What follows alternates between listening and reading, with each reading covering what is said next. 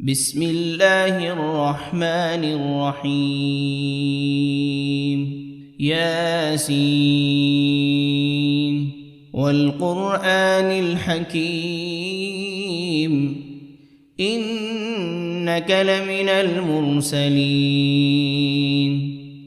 على صراط مستقيم تنزيل العزيز الرحيم لتنذر قوما ما أنذر آباؤهم فهم غافلون لقد حق القول على أكثرهم فهم لا يؤمنون إنا جعلنا في أعناقهم أغلالا فهي إلى الأذقان فهم مقمحون وجعلنا من بين أيديهم سدا ومن خلفهم سدا فأغشيناهم فهم لا يبصرون وسواء عليهم أأنذرتهم أم لم تنذرهم لا يؤمنون إنما تنذر من اتبع الذكر وخشي الرحمن بالغيب فبشره بمغفرة وأجر كريم إنا نحن نحيي الموتى ونكتب ما قدموا وآثارهم وكل شيء أحصيناه في إمام مبين واضرب لهم مثلا أصحاب القرية إذ جاءها المرسلون إذ أرسلنا إليهم 2 فكذبوهما فعززنا بثالث فقالوا إنا إليكم مرسلون قالوا ما أنتم إلا بشر مثلنا وما أنزل الرحمن من شيء إن أنتم إلا تكذبون قالوا ربنا يعلم إنا إليكم لمرسلون وما علينا إلا البلاغ المبين قالوا إنا تطيرنا بكم لئن لم تنتهوا لنرجمنكم وليمسنكم منا عذاب أليم قالوا طائركم معكم أئن ذكرتم بل أنتم قوم مسرفون وجاء من أقصى المدينة رجل يسعى قال يا قوم اتبعوا المرسلين اتبعوا من لا يسألكم أجرا وهم مهتدون وما لي لا أعبد الذي فطرني وإليه ترجعون أأتخذ من دونه آلهة إن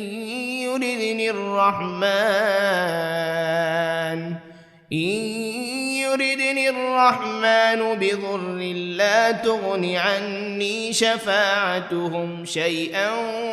ولا ينقذون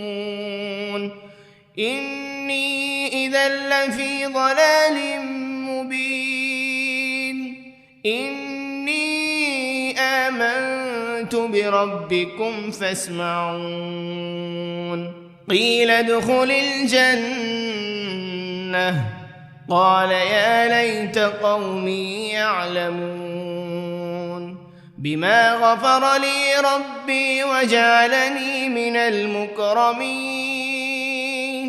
وما أنزلنا على قومه من بعده من جند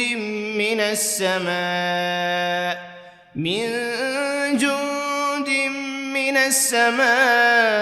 وما كنا منزلين إن كانت إلا صيحة واحدة فإذا هم خامدون يا حسرة على العباد ما يأتيهم من رسول إلا كانوا به يستهزئون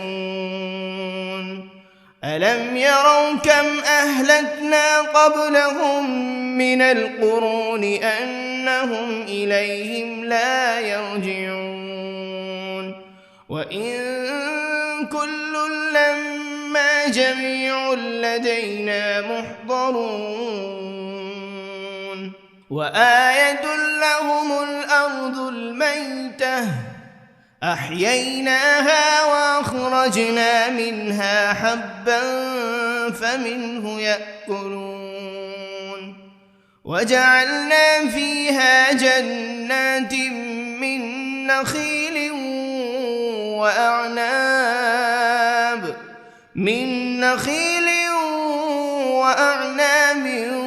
وفجرنا فيها من العيون ليأكلوا من ثمره وما عملته أيديهم أفلا يشكرون سبحان الذي خلق الأزواج كلها مما تنبت الأرض ومن أنفسهم ومما لا يعلمون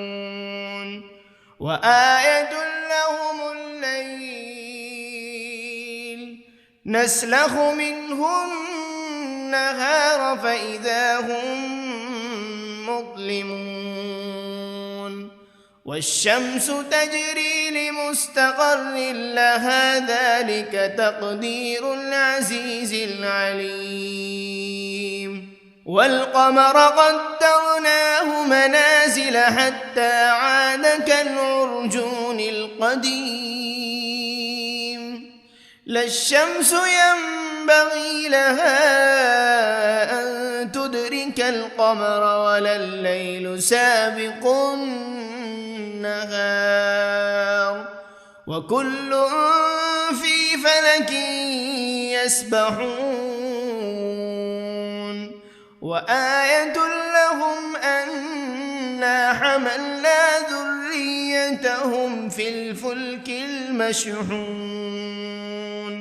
وخلقنا لهم من مثله ما يركبون وإن نشأ نغرقهم فلا صريخ لهم ولا هم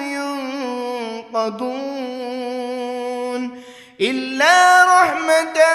منا ومتاعا إلى حين وإذا قيل لهم اتقوا ما بين أيديكم وما خلفكم لعلكم ترحمون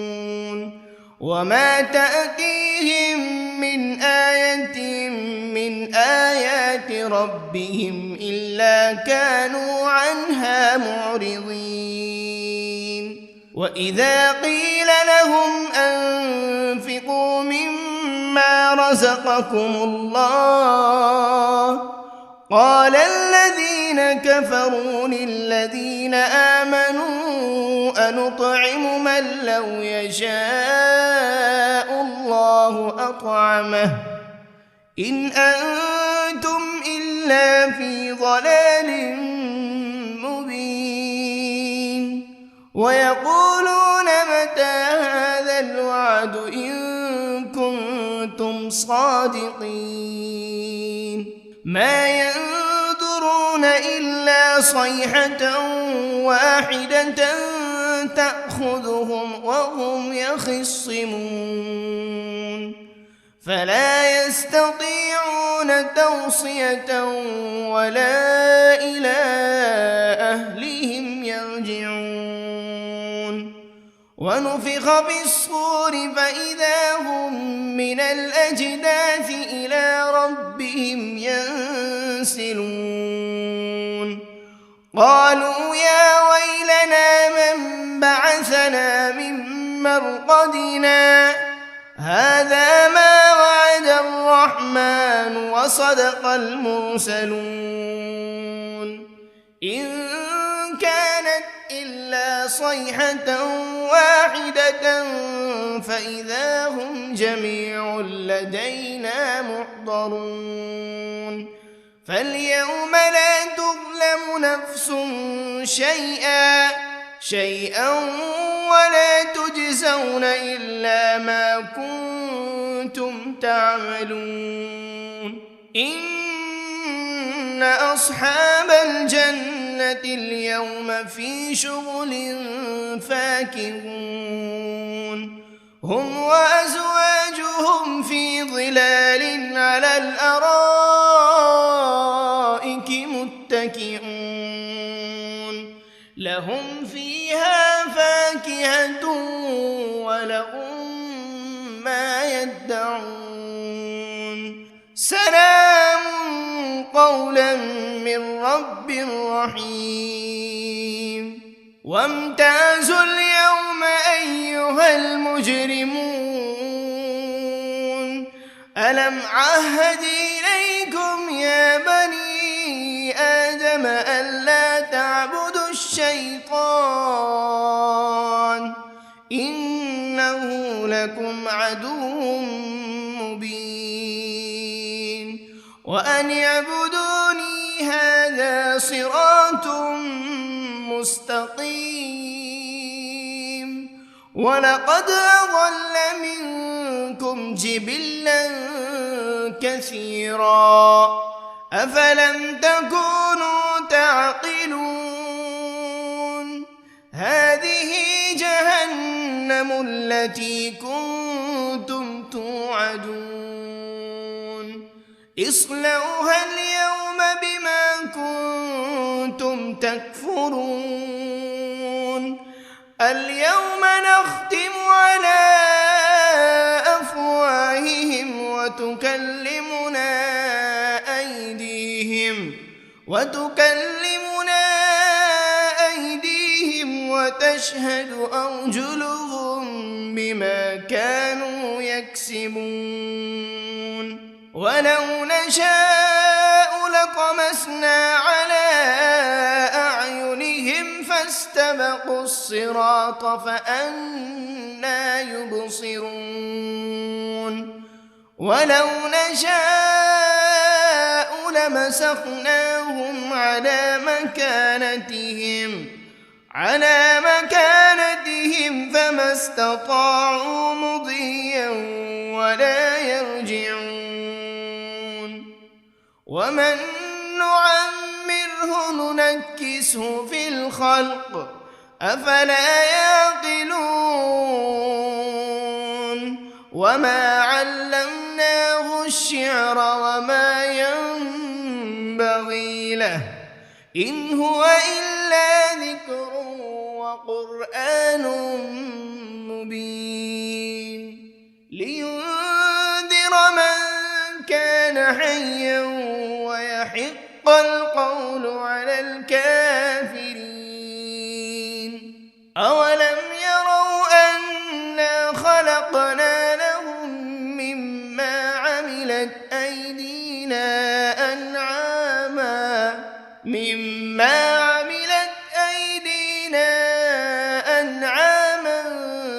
فهم لها مالكون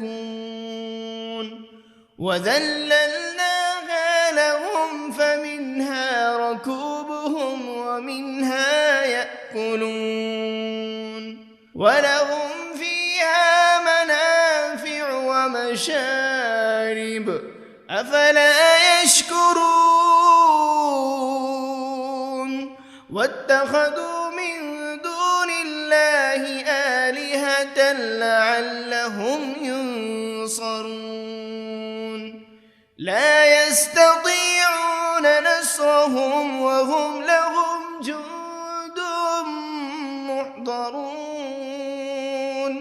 فلا يحزنك قولهم إنا نعلم ما يسرون وما يعلنون أولم ير الإنسان أنا خلقناه من نطفة فإذا هو خصيم مبين وضرب لنا مثلا ونسي خلقه قال من يحيي العظام وهي رميم قل يحييها الذي أنشأها أول مرة وهو بكل خلق عليم الذي جعل لكم من الشجر الأخضر نارا فإذا أنتم منه توقدون أوليس الذي خلق السماوات والأرض بقادر على أن يخلق مثلهم بلى وهو الخلاق العليم إنما أمره إذا أراد شيئا أن يقول له كن فيكون فسبحان الذي بيده ملكوت كل شيء وإليه ترجعون بسم الله الرحمن الرحيم الرحمن علم القرآن خلق الإنسان علمه البيان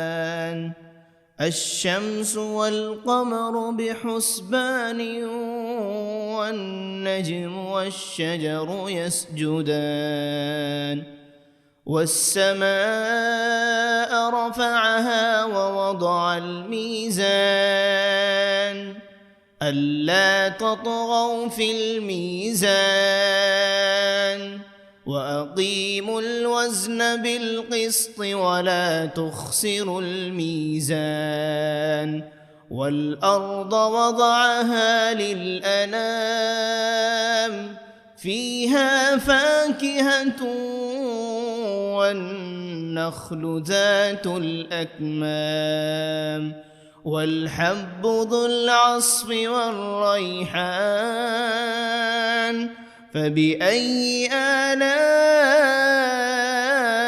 ربكما تكذبان خلق الإنسان من صلصال كالفخار وخلق الجان من مارج من نار فبأي آلاء ربكما تكذبان رب المشرقين ورب المغربين فبأي آلاء ربكما تكذبان مرج البحرين يلتقيان بينهما برزخ لا يبغيان فبأي آلاء ربكما تكذبان يخرج منهما اللؤلؤ والمرجان فبأي آلاء ربكما تكذبان وله الجوار المنشآت في البحر كالأعلام فبأي آلاء ربكما تكذبان كل من عليها فان ويبقى وجه ربك ذو الجلال والإكرام فبأي آلاء ربكما تكذبان يسأله من في السماوات والأرض كل يوم هو في شأن فبأي آلاء ربكما تكذبان سنفرغ لكم أيها الثقلان فبأي آلاء ربكما تكذبان يا معشر الجن والإنس إن استطعتم أن تنفذوا من أقطار السماوات والأرض فانفذوا لا تنفذون إلا بسلطان فبأي آلاء ربكما تكذبان يرسل عليكما شواذ من نار ولا تنتصران فبأي آلاء ربكما تكذبان فإذا انشقت السماء فكانت وردة كالدهان فبأي آلاء ربكما تكذبان فيومئذ لا يسأل عن ذنبه إنس ولا جان فبأي آلاء ربكما تكذبان يعرف المجرمون بسيماهم فيؤخذ بالنواصي والأقدام فبأي آلاء ربكما تكذبان هذه جهنم التي يكذب بها المجرمون يطوفون بينها وبين حميم آن فبأي آلاء ربكما تكذبان ولمن خاف مقام ربه جنتان فبأي آلاء ربكما تكذبان ذواتا أفنان فبأي آلاء ربكما تكذبان فيهما عينان تجريان فبأي آلاء ربكما تكذبان فيهما من كل فاكهة زوجان فبأي آلاء ربكما تكذبان متكئين على فرش بطائنها من استبرق وجنى الجنتين دان فبأي آلاء ربكما تكذبان فيهن قاصرات الطرف لم يطمثهن إنس قبلهم ولا جان فبأي آلاء ربكما تكذبان كأنهن الياقوت والمرجان فبأي آلاء ربكما تكذبان هل جزاء الإحسان إلا الإحسان فبأي آلاء ربكما تكذبان ومن دونهما جنتان فبأي آلاء ربكما تكذبان مدهامتان فبأي آلاء ربكما تكذبان فيهما عينان نضاختان فبأي آلاء ربكما تكذبان فيهما فاكهة ونخل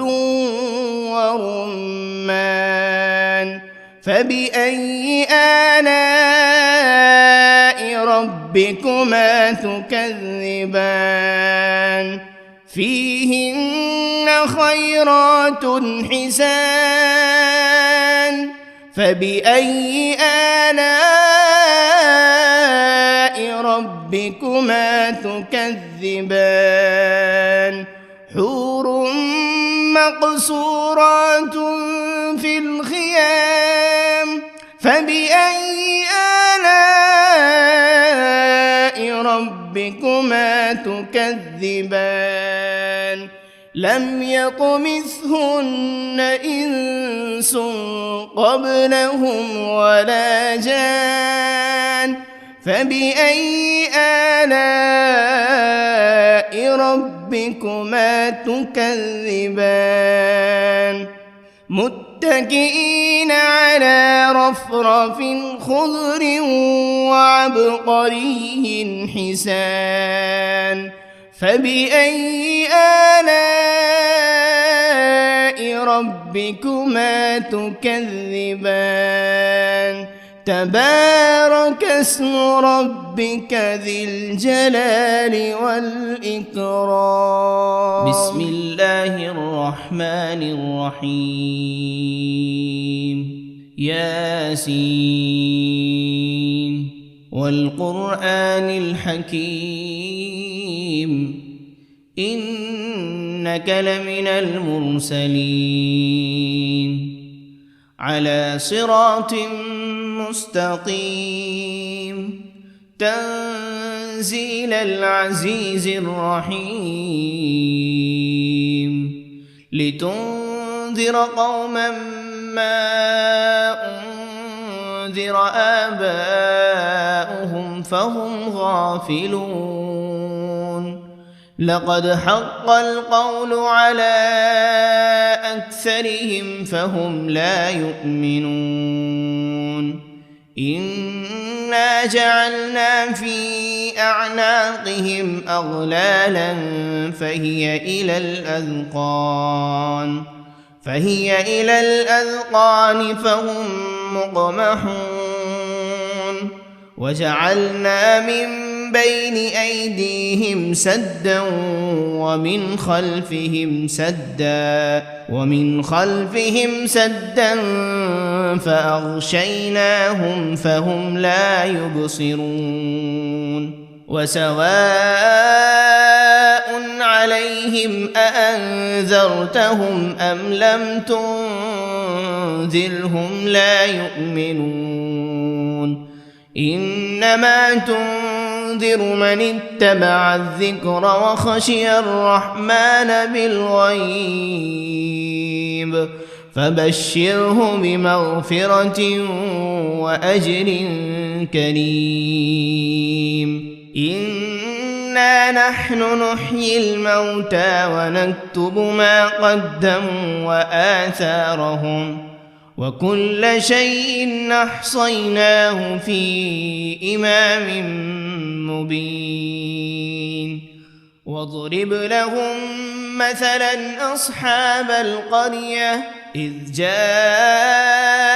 المرسلون إذ أرسلنا إليهم 2 فكذبوهما فعززنا ب3 فقالوا إنا إليكم مرسلون قالوا ما أنتم إلا بشر مثلنا وما أنزل الرحمن من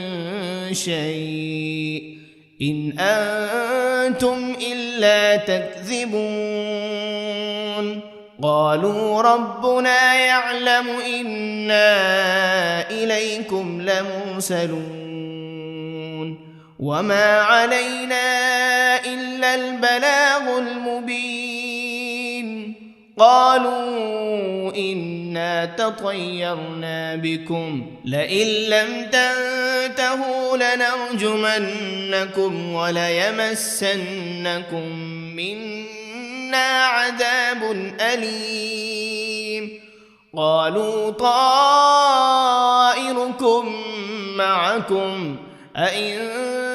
ذكرتم بل أنتم قوم مسرفون وجاء من أقصى المدينة رجل يسعى قال يا قوم اتبعوا المرسلين اتبعوا من لا يسألكم أجرا وهم مهتدون وما لي لا أعبد الذي فطرني وإليه ترجعون أأتخذ من دونه آلهة إن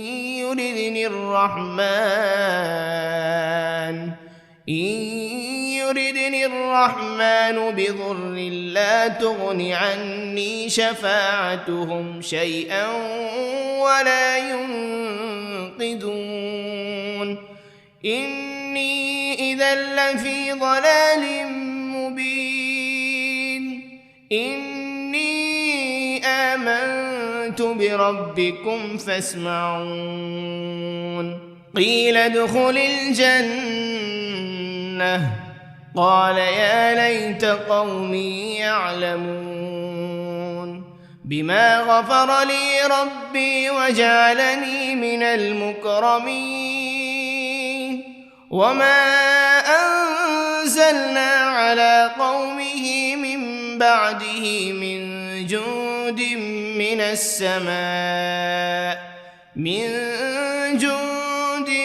من السماء وما كنا منزلين إن كانت إلا صيحة واحدة فإذا هم خامدون يا حسرة على العباد ما يأتيهم من رسول إلا كانوا به يستهزئون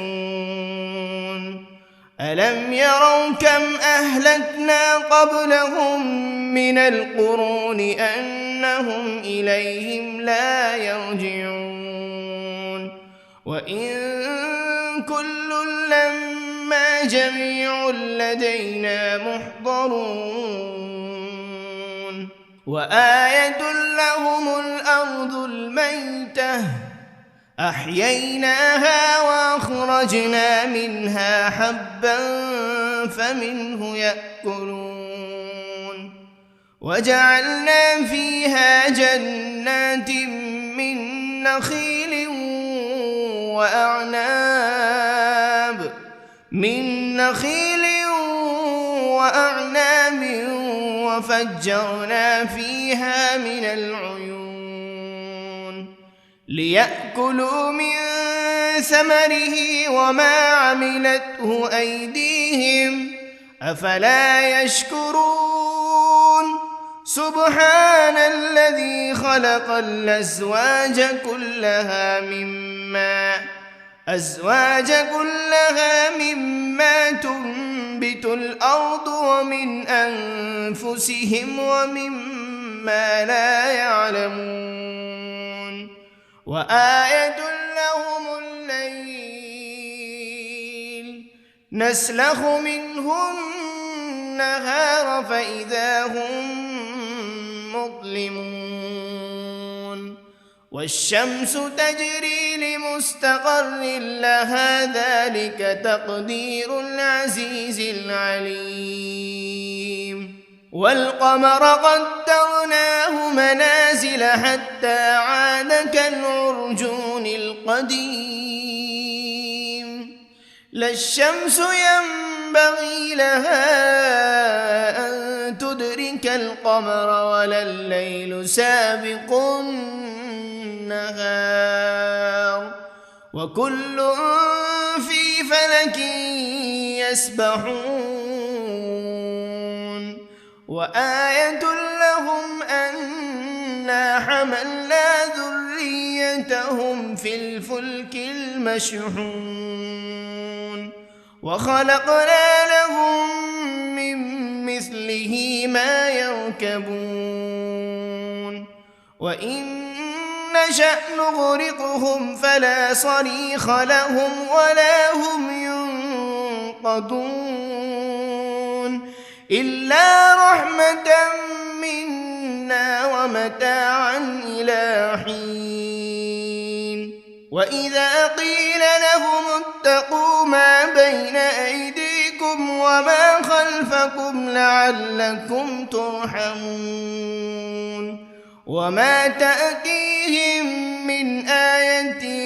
من آيات ربهم إلا كانوا عنها معرضين وإذا قيل لهم أنفقوا مما رزقكم الله قال الذين كفروا للذين آمنوا أنطعم من لو يشاء الله أطعمه إن أنتم إلا في ضلال مبين ويقولون متى هذا الوعد إن كنتم صادقين ما ينظرون إلا صيحة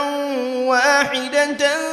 تأخذهم وهم يخصمون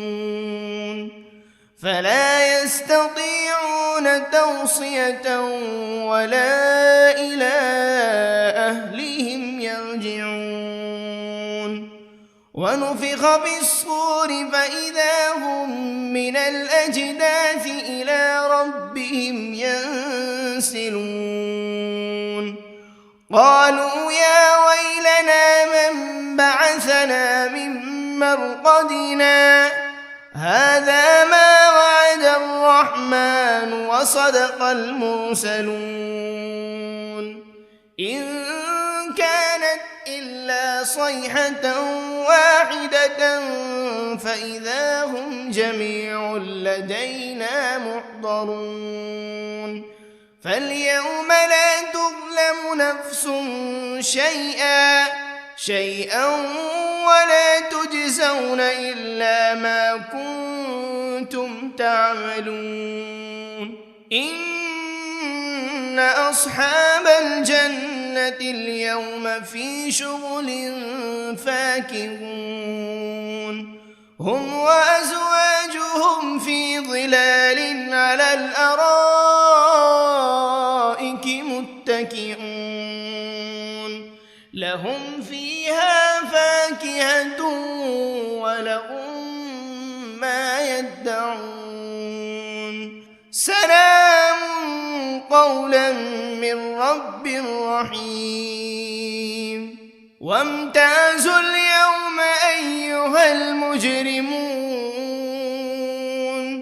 ألم عهد إليكم يا بني آدم ألا تعبدوا الشيطان إنه لكم عدو مبين وأن اعبدوني هذا صراط مستقيم ولقد أضل منكم جبلا كثيرا أفلم تكونوا تعقلون هذه جهنم التي كنتم توعدون اصلوها اليوم بما كنتم تكفرون اليوم نختم على أفواههم وتكلمنا أيديهم وتشهد أرجلهم بما كانوا يكسبون ولو نشاء لطمسنا على أعينهم فاستبقوا الصراط فأنى يبصرون ولو نشاء لمسخناهم على مكانتهم فما استطاعوا مضيا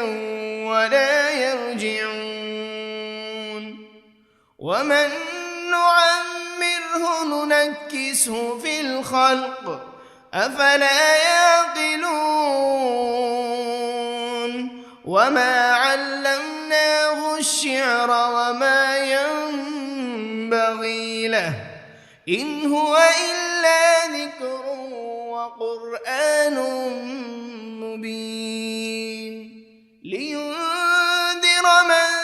كان حيا ويحق القول على الكافرين أولم يروا أنا خلقنا لهم مما عملت أيدينا أنعاما فهم لها مالكون وذللناها لهم فمنها ركوبهم ومنها يأكلون ولهم فيها منافع ومشارب أفلا يشكرون واتخذوا من دون الله آلهة لعلهم ينصرون لا يستطيعون نصرهم وهم لهم جند محضرون فلا يحزنك قولهم إنا نعلم ما يسرون وما يعلنون أولم ير الإنسان أنا خلقناه من نطفة فإذا هو خصيم مبين وضرب لنا مثلا ونسي خلقه قال من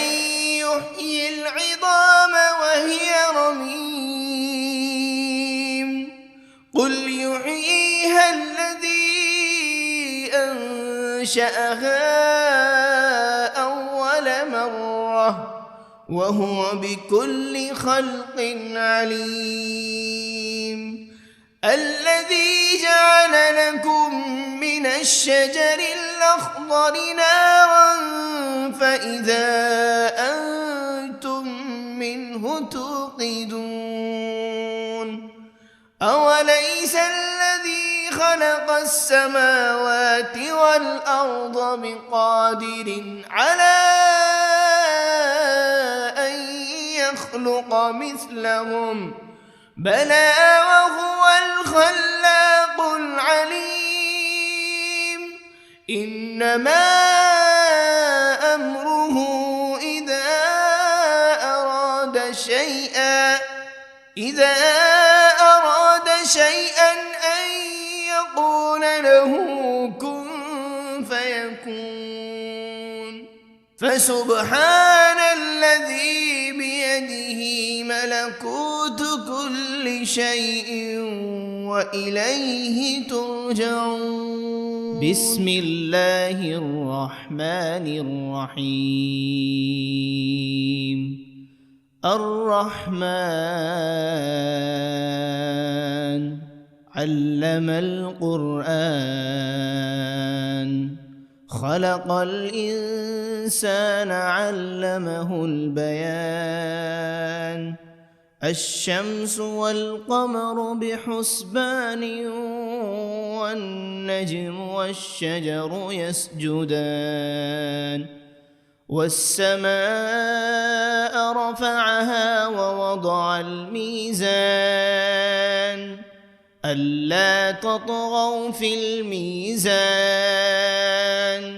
وأقيموا الوزن بالقسط ولا تخسروا الميزان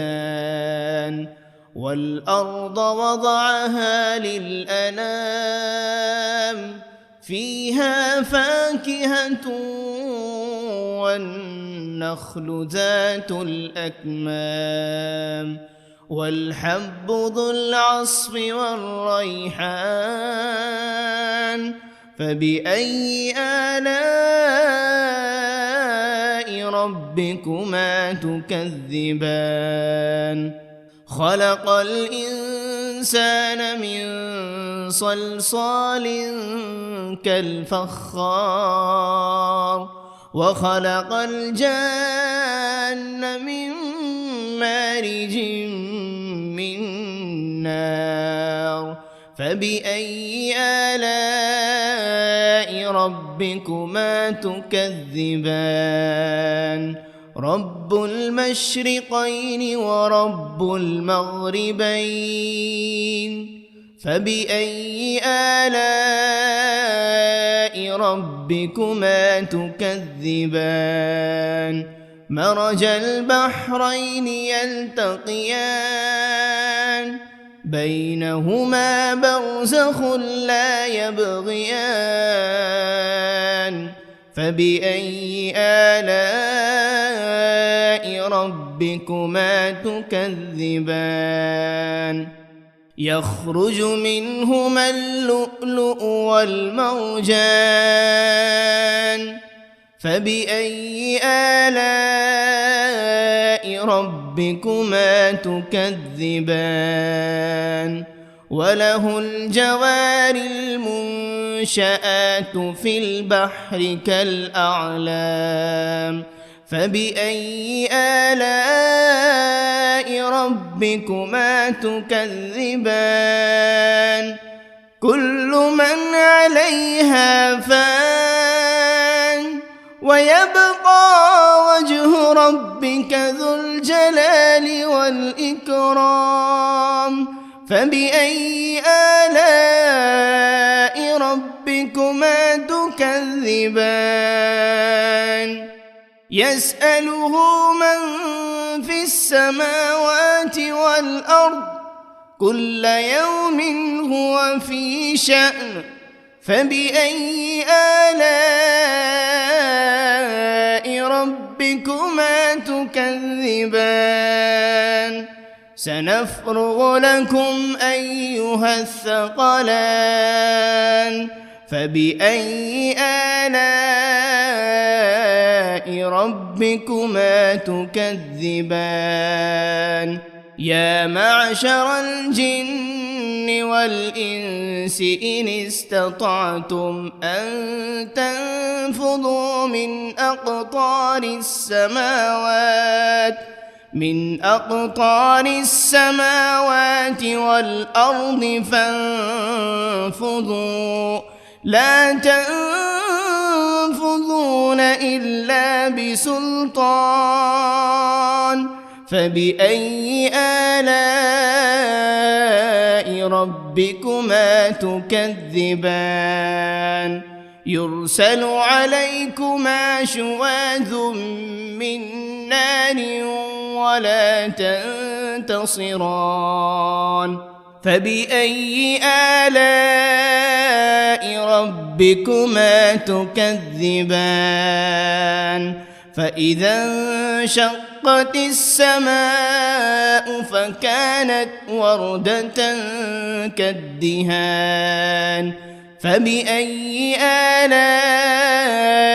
ربكما تكذبان فيومئذ لا يسأل عن ذنبه إنس ولا جان فبأي آلاء ربكما تكذبان يعرف المجرمون بسيماهم فيؤخذ بالنواصي والأقدام فبأي آلاء ربكما تكذبان هذه جهنم التي يكذب بها المجرمون يطوفون بينها وبين حميم آن فبأي آلاء ربكما تكذبان ولمن خاف مقام ربه جنتان فبأي آلاء ربكما تكذبان ذواتا أفنان فبأي آلاء ربكما تكذبان فيهما عينان تجريان فبأي آلاء ربكما تكذبان فيهما من كل فاكهة زوجان فبأي آلاء ربكما تكذبان متكئين على فرش بطائنها من استبرق وجنى الجنتين دان فبأي آلاء ربكما تكذبان فيهن قاصرات الطرف لم يطمثهن إنس قبلهم ولا جان فبأي آلاء ربكما تكذبان كأنهن الياقوت والمرجان فبأي آلاء ربكما تكذبان هل جزاء الإحسان إلا الإحسان فبأي آلاء ربكما تكذبان ومن دونهما جنتان فبأي آلاء ربكما تكذبان مدهامتان فبأي آلاء ربكما تكذبان فيهما عينان نضاختان فبأي آلاء ربكما تكذبان فيهما فاكهة ونخل ورمان فبأي آلاء ربكما تكذبان فيهن خيرات حسان فبأي آلاء ربكما تكذبان حور مقصورات في الخيام فبأي آلاء ربكما تكذبان لم يطمثهن إنس قبلهم ولا جان فبأي آلاء ربكما تكذبان متكئين على رفرف خضر وعبقري حسان فبأي آلاء ربكما تكذبان تبارك اسم ربك ذي الجلال والإكرام بسم الله الرحمن الرحيم ياسين والقرآن الحكيم إنك لمن المرسلين على صراط مستقيم تنزيل العزيز الرحيم لتنذر قوما ما أنذر آباؤهم فهم غافلون لقد حق القول على أكثرهم فهم لا يؤمنون إنا جعلنا في أعناقهم أغلالا فهي إلى الأذقان فهم مقمحون وجعلنا من بين أيديهم سدا ومن خلفهم سدا فأغشيناهم فهم لا يبصرون وسواء عليهم أأنذرتهم أم لم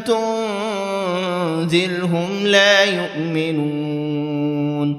إنما تنذر من اتبع الذكر وخشي الرحمن بالغيب فبشره بمغفرة وأجر كريم إنا نحن نحيي الموتى ونكتب ما قدموا وآثارهم وكل شيء أحصيناه في إمام مبين واضرب لهم مثلا أصحاب القرية إذ جاءها المرسلون إذ أرسلنا إليهم 2 فكذبوهما فعززنا بثالث فقالوا إنا إليكم مرسلون قالوا ما أنتم إلا بشر مثلنا وما أنزل الرحمن من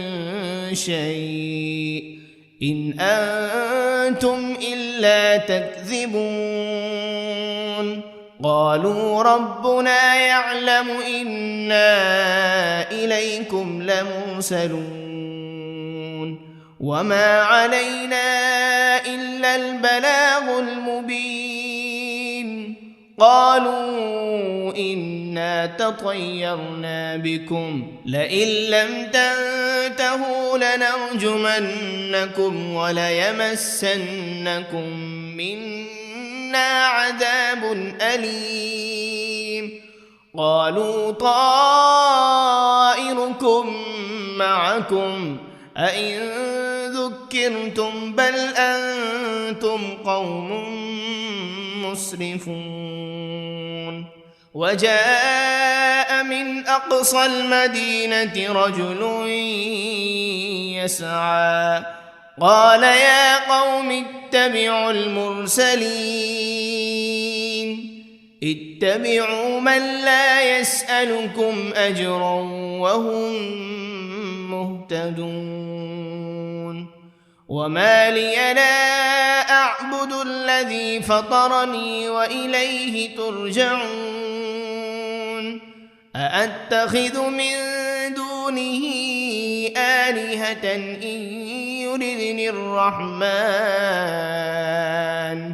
إن يردني الرحمن بضر لا تغن عني شفاعتهم شيئا ولا ينقذون إني إذا لفي ضلال مبين إني آمنت بربكم فاسمعون قيل ادخل الجنة قال يا ليت قومي يعلمون بما غفر لي ربي وجعلني من المكرمين وما أنزلنا على قومه من بعده من جند من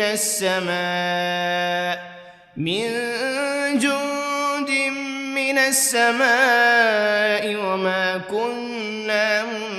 منزلين إن كانت إلا صيحة واحدة فإذا هم خامدون يا حسرة على العباد ما يأتيهم من رسول إلا كانوا به يستهزئون ألم يروا كم أهلكنا قبلهم من القرون أنهم إليهم لا يرجعون وإن كل لما جميع لدينا محضرون وآية لهم الأرض الميتة أحييناها وأخرجنا منها حبا فمنه يأكلون وجعلنا فيها جنات من نخيل وأعناب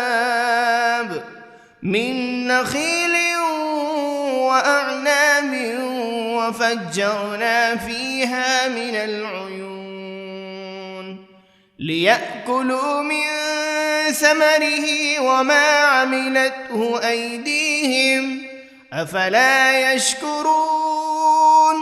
سبحان الذي خلق الأزواج كلها مما تنبت الأرض ومن أنفسهم ومما لا يعلمون وآية لهم الليل نسلخ منه النهار فإذا هم مظلمون والشمس تجري لمستقر لها ذلك تقدير العزيز العليم والقمر قدرناه منازل حتى عاد كالعرجون القديم لا الشمس ينبغي لها أن تدرك القمر ولا الليل سابق النهار وكل في فلك يسبحون وآية لهم أنا حملنا ذريتهم في الفلك المشحون وخلقنا لهم من مثله ما يركبون وإن نشأ نغرقهم فلا صريخ لهم ولا هم ينقذون إلا رحمة منا ومتاعا إلى حين وإذا قيل لهم اتقوا ما بين أيديكم وما خلفكم لعلكم ترحمون وما تأتيهم من آية من آيات ربهم إلا كانوا عنها معرضين وإذا قيل لهم أنفقوا مما رزقكم الله قال الذين كفروا للذين آمنوا أنطعم من لو يشاء الله أطعمه إن أنتم إلا في ضلال مبين ويقولون متى هذا الوعد إن كنتم صادقين ما ينظرون إلا صيحة واحدة تأخذهم وهم يخصمون فلا يستطيعون توصية ولا إلى أهلهم يرجعون ونفخ بالصور فإذا هم من الأجداث إلى ربهم ينسلون قالوا يا ويلنا من بعثنا من مرقدنا هذا ما وعد الرحمن وصدق المرسلون إن كانت إلا صيحة واحدة فإذا هم جميع لدينا محضرون فاليوم لا تظلم نفس شيئا ولا تجزون إلا ما كنتم تعملون إن أصحاب الجنة اليوم في شغل فاكهون هم وأزواجهم في ظلال على الأرائك متكئون لهم فيها فاكهة ولهم ما يدعون سلام قولا من رب رحيم وامتازوا اليوم أيها المجرمون ألم عهد إليكم يا بني آدم ألا تعبدوا الشيطان إنه لكم عدو مبين وأن اعبدوني هذا صراط مستقيم ولقد أضل منكم جبلا كثيرا أفلم تكونوا تعقلون هذه جهنم التي كنتم توعدون اصلوها اليوم بما كنتم تكفرون اليوم نختم على أفواههم وتكلمنا أيديهم وتشهد أرجلهم بما كانوا يكسبون ولو نشاء لطمسنا على أعينهم فاستبقوا الصراط فأنى يبصرون ولو نشاء لمسخناهم على مكانتهم فما استطاعوا مضيا ولا يرجعون ومن نعمره ننكسه في الخلق أفلا يعقلون وما علمناه الشعر وما ينبغي له إن هو إلا ذكر وقرآن مبين لينذر من كان حيا ويحق القول على الكافرين أولم يروا أنا خلقنا لهم مما عملت أيدينا أنعاما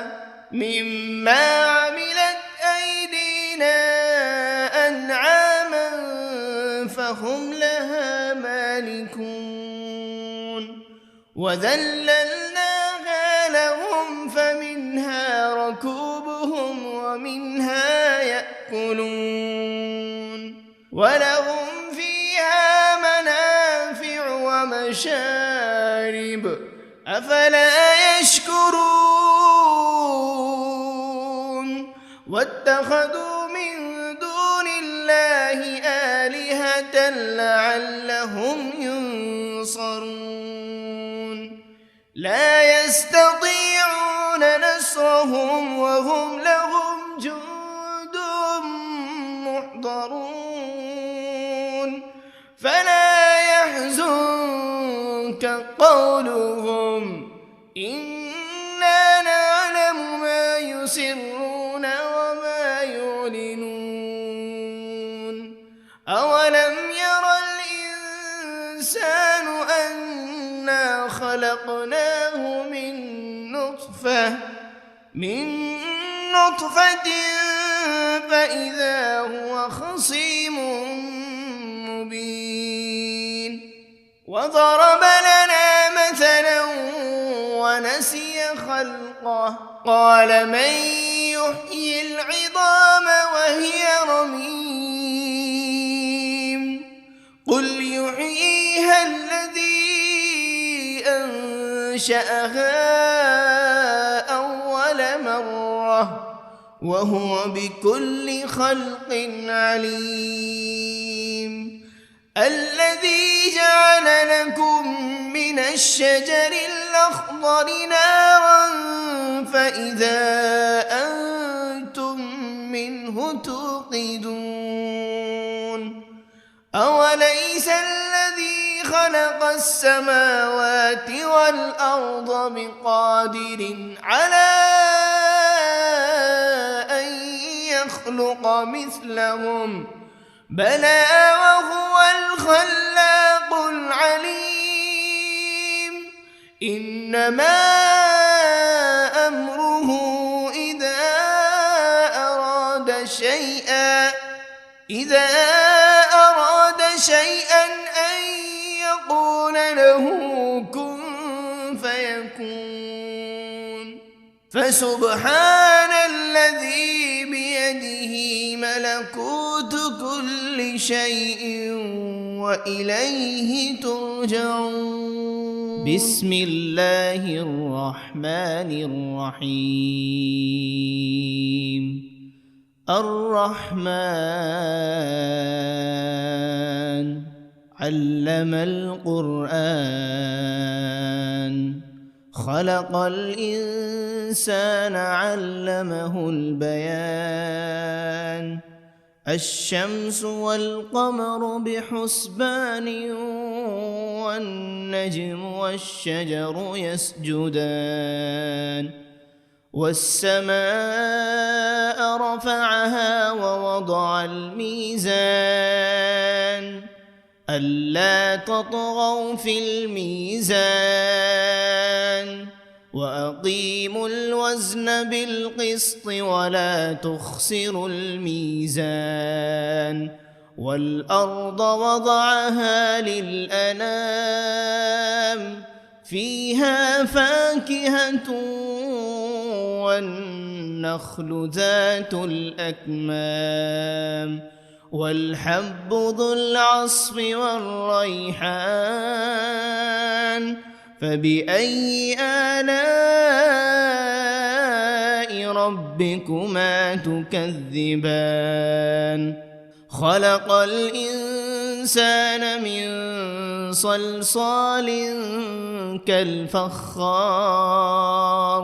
وخلق الجان من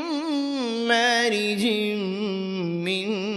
نار فبأي آلاء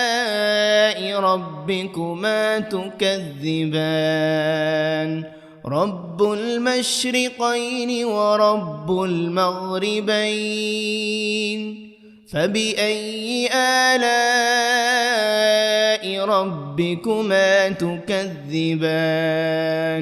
مرج البحرين يلتقيان بينهما برزخ لا يبغيان فبأي آلاء ربكما تكذبان يخرج منهما اللؤلؤ والمرجان فبأي آلاء ربكما تكذبان وله الجوار المنشآت في البحر كالأعلام فبأي آلاء ربكما تكذبان كل من عليها فان ويبقى وجه ربك ذو الجلال والإكرام فبأي آلاء ربكما تكذبان يسأله من في السماوات والأرض كل يوم هو في شأن فبأي آلاء ربكما تكذبان سنفرغ لكم أيها الثقلان فبأي آلاء ربكما تكذبان يا معشر الجن والإنس إن استطعتم أن تنفذوا من أقطار السماوات والأرض فانفذوا لا تنفذون إلا بسلطان فبأي آلاء ربكما تكذبان يرسل عليكما شواذ من نار ولا تنتصران فبأي آلاء ربكما تكذبان فإذا انشقت السماء فكانت وردة كالدهان فبأي آلاء ربكما تكذبان فيومئذ لا يسأل عن ذنبه إنس ولا جان فبأي آلاء ربكما تكذبان يعرف المجرمون بسيماهم فيؤخذ بالنواصي والأقدام فبأي آلاء ربكما تكذبان هذه جهنم التي يكذب بها المجرمون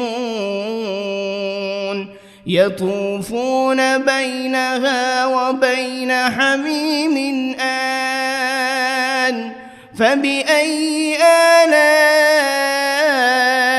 ربكما تكذبان ولمن خاف مقام ربه جنتان فبأي آلاء ربكما تكذبان ذواتا أفنان فبأي آلاء ربكما تكذبان فيهما عينان تجريان فبأي آلاء ربكما تكذبان فيهما من كل فاكهة زوجان فبأي آلاء ربكما تكذبان متكئين على فرش بطائنها من استبرق وجنى الجنتين دان فبأي آلاء ربكما تكذبان فيهن قاصرات الطرف لم يطمثهن إنس قبلهم ولا جان فبأي آلاء ربكما تكذبان كأنهن الياقوت والمرجان فبأي آلاء ربكما تكذبان هل جزاء الإحسان إلا الإحسان فبأي آلاء ربكما تكذبان ومن دونهما جنتان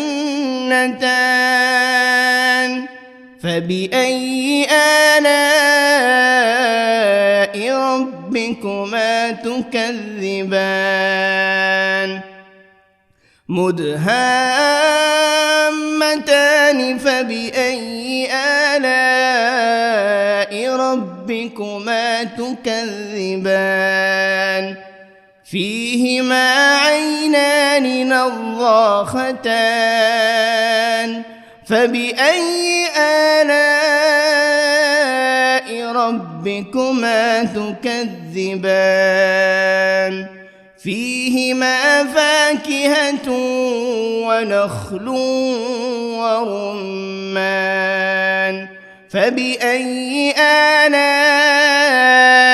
ربكما تكذبان فيهن خيرات حسان فبأي آلاء ربكما تكذبان حور مقصورات في الخيام فبأي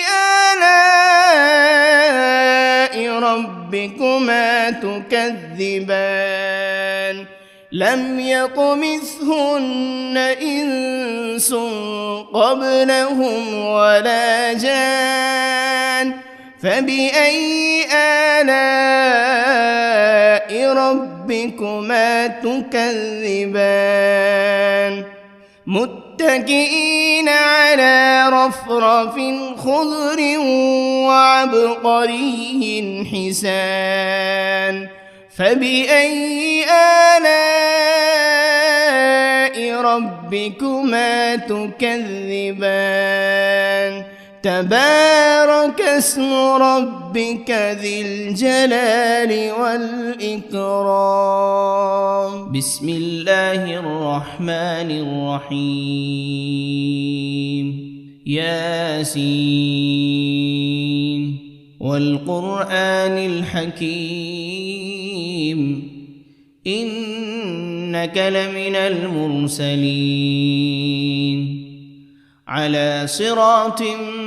مستقيم تنزيل العزيز الرحيم لتنذر قوما ما أنذر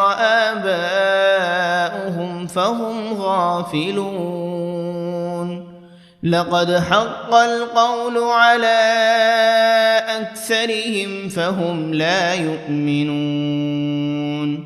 إنا جعلنا في أعناقهم أغلالا فهي إلى الأذقان فهم مقمحون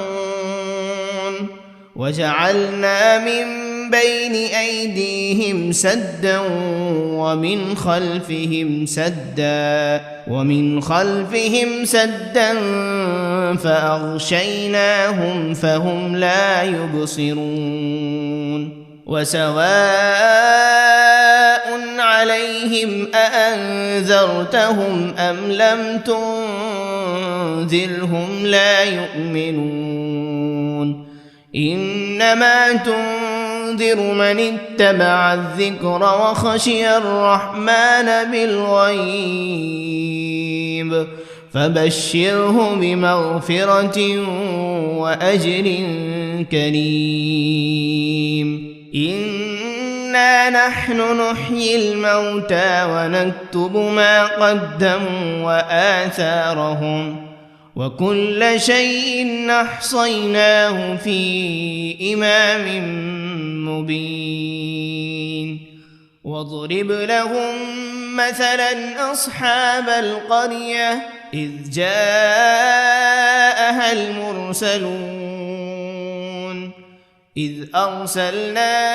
إليهم 2 فكذبوهما فعززنا بثالث فقالوا إنا إليكم مرسلون قالوا ما أنتم إلا بشر مثلنا وما أنزل الرحمن من شيء إن أنتم إلا تكذبون قالوا ربنا يعلم إنا إليكم لمرسلون وما علينا إلا البلاغ المبين. قالوا إنا تطيرنا بكم لئن لم تنتهوا لنرجمنكم وليمسنكم منا عذاب أليم. قالوا طائركم معكم أئن ذكرتم بل أنتم قوم مسرفون. وجاء من أقصى المدينة رجل يسعى قال يا قوم اتبعوا المرسلين اتبعوا من لا يسألكم أجرا وهم مهتدون. وما لي لا أعبد الذي فطرني وإليه ترجعون. أأتخذ من دونه آلهة إن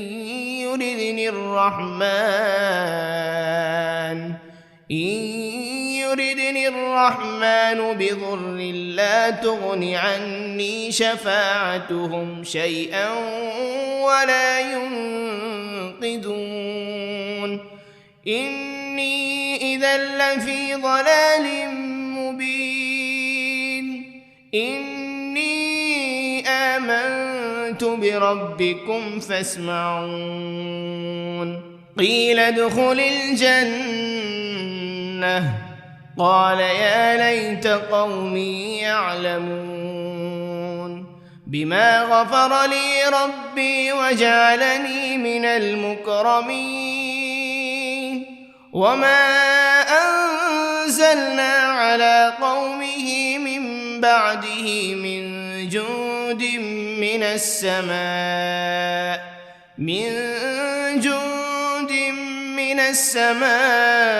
وما كنا منزلين إن كانت إلا صيحة واحدة فإذا هم خامدون يا حسرة على العباد ما يأتيهم من رسول إلا كانوا به يستهزئون